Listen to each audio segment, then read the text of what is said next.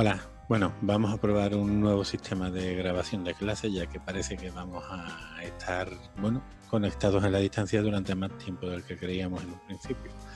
Y no sabemos cuánto más se va a alargar. Así que bueno, vamos a empezar. Vamos a hablar del tema 8, dedicado al empirismo, a los pensadores John Locke y David Hume, principalmente. Bueno, vamos a ponernos por aquí.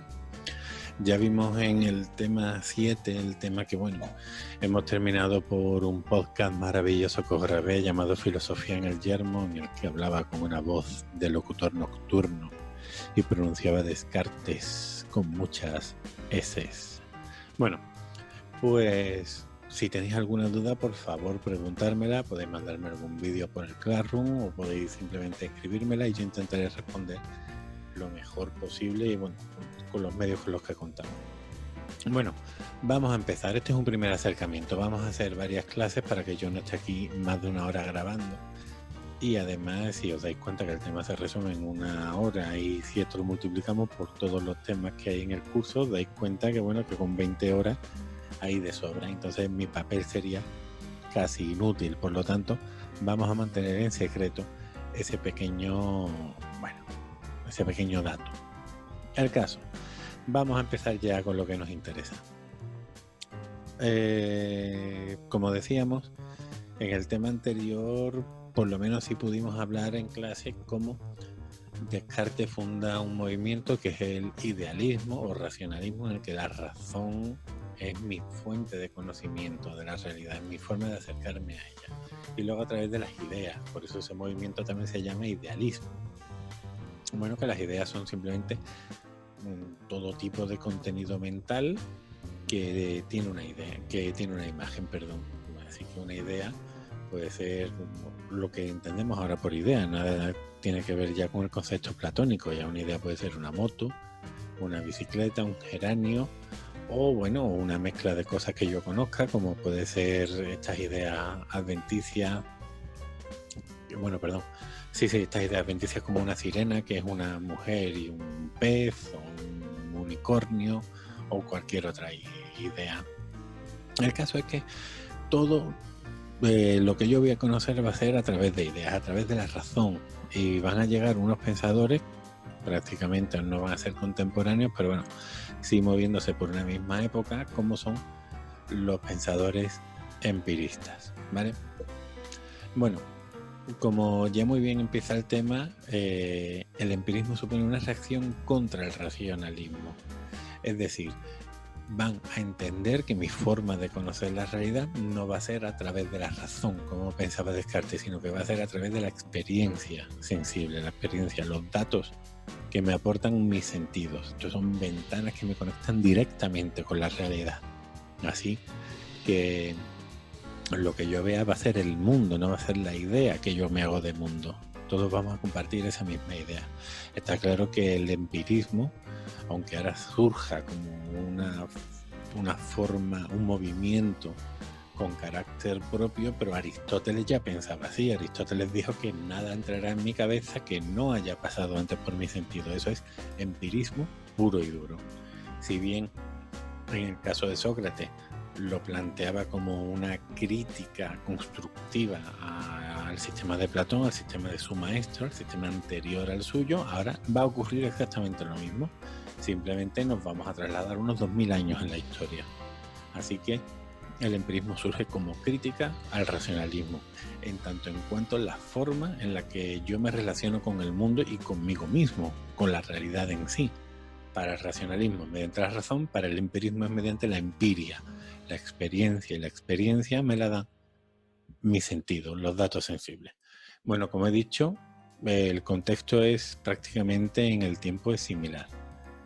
El empirismo se va a dar entre los siglos XVII y XVIII, y una novedad muy importante va a ser que, va a ser que se va a dar en Gran Bretaña, es decir, se va a dar en las islas. El mar va a ser una separación, una frontera natural en el ámbito filosófico, pues durante miles de años, durante varios siglos. Así que vamos a tener, y ojo, se sigue manteniendo en la realidad, perdón, en la realidad, en la actualidad. Así que vamos a tener en el viejo continente el pensamiento idealista, que de hecho va a durar hasta el siglo XIX, que ya culminará con Hegel, ahí terminará, y también nos vamos a encontrar en las Islas Británicas a su antagonista, nos vamos a encontrar pues al empirismo, y allí pues esos son los autores John Locke, George Berkeley y David Hume. Bueno, aunque vamos a tratar a Locke y a Hume, a Berkeley no lo vamos a ver simplemente porque se nos escapa de tiempo, pero sí, como anécdota, que creo que ya lo he dicho en la clase, que la Universidad de Los Ángeles toma su nombre por este pensador. Él fue un misionero escocés que se fue a, bueno, pues a difundir el cristianismo, a difundir la palabra de Dios a Estados Unidos, y como el hombre tonto no era, pues se fue a California. Allí desarrolló toda su filosofía, porque no solo va a ser misionero, es filósofo, si no, no lo estaríamos estudiando aquí. Y de ahí que se tome su nombre, que esta Universidad de California tome el nombre de este escocés, de este británico. Bueno, dejándonos ya de estas pequeñas historias, vamos a seguir con el tema. Uy, esto no se va. Bueno, pues a ver. Aquí, borrador. Fuera, fuera, fuera, fuera. Como os estáis dando cuenta, estoy aprendiendo a utilizar esta aplicación. Me he dejado uno. Sí. Vale, ahora, perfecto. Bueno, pues vamos a leer un poquito. El empirismo inglés afirma que el contenido de nuestro conocimiento son las ideas.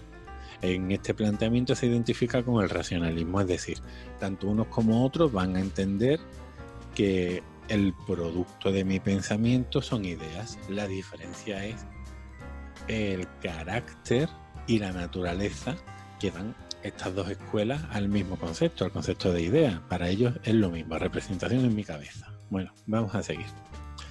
Las diferencias se acentúan al hablar del origen de estas. Los racionalistas sostenían la existencia de ideas de origen innato, mientras que los empiristas defenderán que no existen las ideas innatas. Todas son adquiridas, tomadas de la experiencia sensible. Bueno, si recordáis, Descartes y el racionalismo en general va a entender que existen ideas innatas, como por ejemplo la idea de la existencia de Dios. Dios existe y es una idea que todos tenemos al nacer. Él va a tomar como referencia las matemáticas, va a poner el ejemplo del infinito como lo vimos en la clase, pero los pensadores empiristas, y ahora veremos la crítica, dicen que no, que todas las ideas son adquiridas. Voy a ir haciendo un pequeño spoiler, pero bueno, van a entender que nuestra mente es una tabula rasa, es una tabla, o para que lo entendáis bien, es un vaso que está vacío, y este vaso vacío se va a ir llenando con las experiencias. Para Descartes no, para Descartes este vaso ya tiene una parte llena, y todos los seres humanos, todos los vasos que somos nosotros, nacen con las mismas ideas. Bueno, sigamos leyendo. Por eso, quizá la mejor forma de entender esta oposición sea comparar lo que afirman estas corrientes sobre el origen del conocimiento. El empirismo sostiene que todos nuestros conocimientos proceden, en último término, de los sentidos, de la experiencia sensible. Bueno, esto ya lo he dicho. Recordad, empirismo viene de la palabra griega o latina que es empiria y significa experiencia. El racionalismo establece que nuestros conocimientos válidos y verdaderos acerca de la realidad proceden de la razón, del entendimiento mismo. Se le concede a la razón la primacía en cuanto fuente y origen de los conocimientos, negándosela a los sentidos. Bueno, pues entonces, muy sencillo. Para el empirismo, nuestra fuente de conocimiento está claro que van a ser los sentidos, y para el racionalismo, nuestra fuente de conocimiento va a ser la razón. Sí, vamos a ponerle el acentito. Ahora, sigamos adelante. ¿Cuál va a ser? Vaya, se sigue quedando el texto. Bueno, estas cosas son las que uno tiene que ir aprendiendo. La crítica que va a hacer John Locke a la idea de innatismo. Bueno, si tengo tiempo, ya os haré un pequeño especial dedicado a John Locke, porque tiene una vida, bueno, realmente su vida en sí, podemos decir que es un poco aburrida, pero tenemos que hablar de todos los logros que hizo, porque es un pensador que en el ámbito de la filosofía política también es inmensamente importante, no solo ya en el ámbito empírico, puesto que además él va a desarrollar un concepto, una teoría sobre las ideas. Pero bueno, ahora en el caso de lo que nos interesa para este tema es la crítica que este autor va a hacer al innatismo cartesiano, o a estas ideas innatas que tenemos desde que nacemos. Bueno, las va a desarrollar en su libro, a ver que lo subraye bien, el ensayo sobre el entendimiento humano, de 1690, y Locke suscribe las palabras de Aristóteles, las palabras que ya os he mencionado antes, estas que nos dicen que nada hay en el entendimiento que antes no haya pasado, no haya estado en los sentidos. Esto ya lo vimos en la primera evaluación, en el tema de Descartes. Recordar, él es hijo de un clan científico, su familia paterna es una familia que se ha dedicado durante varias generaciones a la medicina, lo cual va a hacer que su familia esté muy bien considerada en esta gira, en su polis natal en Macedonia, y que llegue a ser médico de la familia real. Por lo tanto, este padre que se llevaba a su pequeño hijo, a su pequeño Aristóteles, a su consulta, él veía que bueno, que todos los pacientes que iban entrando, aquellos que presentaban unos tipos de males, su padre le daba un remedio concreto. Para otro tipo de males le daba otro remedio concreto. Por lo tanto, todas las soluciones. Primero, no hay una medicina general, no hay una panacea que sea absoluta. Esto contradice a las ideas platónicas y socráticas en el ámbito filosófico, puesto que ellos hablaban de una idea, del concepto de idea universal, una idea que englobaba a todas las ideas y que generaba todas las ideas. Bueno, pues desde la medicina, desde este ámbito científico, él va a ver que no hay una cosa general y que sirva para todo, no, que hay para X males, X remedios, y si mi mal es distinto, mi remedio, mi cura, también será distinta, y la única forma que yo tengo de conocer... Vale. Bueno, pues vamos a continuar con nuestra grabación. Como íbamos diciendo, Locke va a criticar esta idea de innatismo, no va a ser original suya. Ya os acabo de decir que ya Aristóteles hizo lo propio con las teorías tanto de Sócrates como con la de Platón, y lo que nos viene a decir es que no hay ideas ni principios innatos al entendimiento. Todo nuestro conocimiento, todo, y lo subrayo bien, viene dado de nuestra experiencia. Así vamos a ver la crítica que va a hacer a la idea de infinito y a otras tantas. Como ya dije, todo el concepto que va a tener Locke de nuestro entendimiento es como una página en blanco, es una tabula rasa, ese vaso que se va a ir llenando a medida que vamos a ir viviendo, se va a ir llenando con todas las experiencias que vayamos teniendo. Vamos a ver cuáles son los argumentos y críticas de Locke a estas ideas cartesianas, a estas ideas innatas del racionalismo. Bueno, Locke se pregunta, ¿qué significa exactamente la afirmación de que ciertos principios, ideas o nociones son innatas al entendimiento? Bueno, pues hay dos formas de entenderlas. Si os fijáis bien, aquí en los apuntes voy a bajarlos un poquito. Las dos formas de entenderlas son la explícita y la implícita. Y dentro de la explícita vamos a ver dos críticas que hace a dos principios, que son un principio teórico, que sería esta crítica, y otra al práctico, que sería esta de aquí, ¿vale? Y luego criticará y luego hará su idea implícita. Vale, vamos a ir poco a poco viendo cada una de ellas, pero bueno, quería simplemente aclarar este concepto. Bueno, pues vamos a volver a ampliar. Vale, vamos a empezar. Primero, la crítica que hace de un modo explícito. Bueno, pues vamos a ver. Punto 1. Esas ideas o principios innatos las poseen el entendimiento desde que nace, por lo que somos capaces de reconocerlas explícitamente desde el principio. Esto es lo que dirían los racionalistas. Según Locke, el argumento que los racionalistas utilizan para demostrar esta tesis es la del consenso universal. Hay ciertas nociones y principios, tanto teóricos como prácticos, que son universalmente aceptados. Los usamos todos, aunque no lo sepamos explicar, y por lo tanto ha de reconocerse que son innatos. Locke rechaza las dos partes del argumento. Bueno, las críticas o los ejemplos que vamos a utilizar son la regla de oro ética, que ya la tenéis que conocer desde cuarto de la ESO, en la que, bueno, simplemente se nos dice que no le haga a los demás lo que no quieras que te hagan a ti. O si lo queréis de un modo que conocéis mejor, es ama al prójimo como a ti mismo. Todas las culturas han tenido o tienen esta idea como uno de sus principios. Bueno, pues vamos a ver. Consenso universal.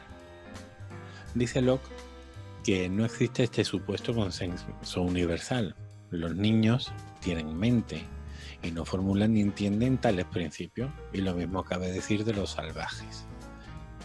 O sea, si unos principios o ideas tales fueran innatos, deberían conocerlos todos los seres humanos, y no es el caso que ocurra así. Bueno, pensad, un triángulo, los ángulos de un triángulo suman 180 grados, y eso es así siempre. Bueno, pues Locke pone este ejemplo porque están en una época de colonización británica, entonces están llegando a partes del mundo donde el hombre blanco, por decirlo de algún modo, donde ese hombre europeo civilizado no había llegado todavía, y lo que se encuentra pues son, y entre comillas, ojo, son salvajes. Bueno, pues a este salvaje, si llega Locke, llega cualquier otra persona con una pizarrita y le dice, mira, esto es un triángulo y todos los ángulos suman, y tendrían que esperar que los salvajes dijeran 180 grados todos juntos.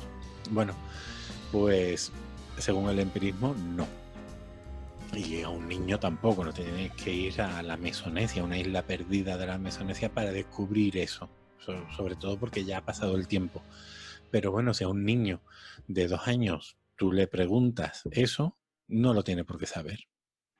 Bueno, por lo tanto, este consenso universal del que nos hablan los racionalistas no es tal, porque todas las personas no saben que los ángulos de un triángulo suman 180 grados. Lo vamos a tener que aprender. Eso lo veremos ahora en la segunda crítica. El caso, la implícita, no aquí, ¿vale? Y si existiera ese asentimiento universal, de ello no podría deducirse que tales principios fueran innatos, ya que su aceptación generalizada se podría aplicar de otras maneras, por ejemplo, a partir de la utilidad. Bueno, vamos a volver a coger el ejemplo de la regla de oro, de no le hagas a los demás lo que no quieras que te hagan a ti. Quizás esa idea, dice Locke, no es que sea una idea innata que la tengamos todas al nacer, simplemente es que hemos visto que es útil y que esa idea permite que la sociedad siga avanzando, siga adelante, no tenga ningún peligro. Por lo tanto, como nos resulta útil, lo vamos a aplicar, lo cual no significa que lo tengamos desde que nacemos. Son dos conceptos y son dos ideas muy distintas. Bueno, vámonos a la segunda crítica.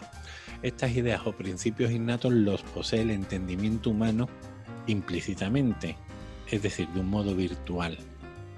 Claro, si tú dices, bueno, vamos a ver, este salvaje, el tema de los triángulos, no lo sabía, pero no lo sabe porque no se lo han enseñado, pero realmente esa idea está en su cabeza como una semillita. Pero claro, si tú tomas 2 macetas iguales y metes 2 semillas de un mismo fruto y una la riegas y le echas abono y te preocupas de ella, y la otra no haces absolutamente nada con ella, la metes dentro de un armario, cuando pasen los meses o las semanas de la maceta A, sí habrá nacido una flor, una planta o lo que tú hayas querido meter ahí, y de la maceta B en cambio no habrá surgido nada, pero en cambio las dos tienen la semillita. Bueno, pues eso es lo que va a decir los racionalistas posteriores a Descartes. Descartes ya está muerto, Descartes no puede responder a estas críticas, pero sí los racionalistas contemporáneos, los empiristas. Por lo tanto,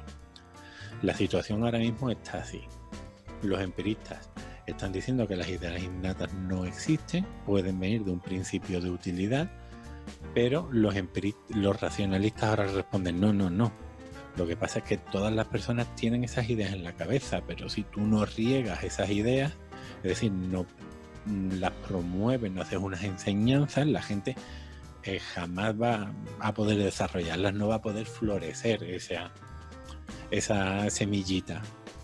Entonces, claro, así esos salvajes sí tienen en su cabeza que los ángulos de un triángulo suman 180 grados, que la parte siempre es más pequeña que el todo, que los calvos son personas sin pelo, simplemente que no han desarrollado esa idea, están virtualmente en su intelecto, podríamos decir, recuperando las palabras de Aristóteles, están en potencia, no están en acto. Bueno, pues vamos a ver qué es lo que responde Locke a esta idea. Bueno, sigamos leyendo. Hay, sin duda, verdades que se muestran como necesarias y evidentes, cuando, fruto de la educación, se entienden los términos en que están formuladas. Así, por ejemplo, cualquiera que tenga capacidad para entender para entender qué significa todo y qué significa parte, reconoce como una verdad universal y necesaria que un todo es mayor que una de sus partes. A este argumento va a replicar Locke, ¿vale? Entonces, si para el reconocimiento de estas verdades necesitamos instrucción, es decir, educación, no se trata de ideas innatas, sino que se va a tratar de ideas adquiridas, proceden de la experiencia.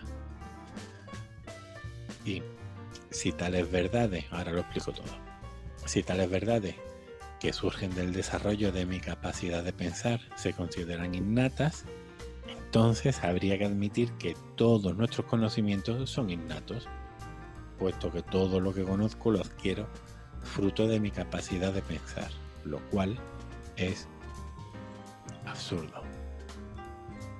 Entonces, vamos a entender mejor esta última crítica, la implícita. Los racionalistas dicen que todos tenemos ideas innatas en nuestra cabeza, pero no se han desarrollado todavía. Virtualmente están ahí, pero en desarrollo todavía no. Es decir, están en potencia, pero no están en acto. Para que estén en acto, se deben de dar las circunstancias necesarias. ¿Y cuáles son estas circunstancias? Una educación. Por lo tanto, si a ti te educan, si a ti te enseñan que es un triángulo, que son los ángulos, y que los ángulos suman 180 grados, esa idea florecerá en tu cabeza, aparecerá, ya la has regado. Pero los empiristas van a decir que eso es absurdo, eso no tiene ningún sentido, porque te están diciendo que para que se desarrolle un conocimiento te lo tienen que enseñar. Es decir, que tú tengas una experiencia, porque el que a ti te enseñen que es un triángulo y que es un ángulo y que un triángulo tiene 3 ángulos y que estos suman 180 grados es una experiencia, es algo que tú estás viendo. Por lo tanto, los empiristas acaban concluyendo que, según ese razonamiento, todas las ideas que nosotros tenemos son ideas innatas, porque todo me ha venido a partir de un aprendizaje. Se han dado las circunstancias necesarias para que yo aprenda que es algo. Se han dado las circunstancias necesarias para que yo aprenda, por ejemplo, que esto es un dinosaurio. Pero eso no significa que Dios haya metido en mi cabecita a este dinosaurio. No, simplemente yo, con la experiencia que he ido teniendo a lo largo de los años, he aprendido que es un dinosaurio. Bueno, y a todo esto, muchísimas gracias.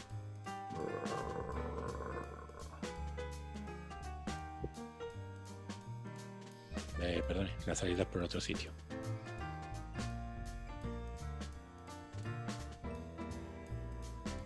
En fin, hay de todo un poco.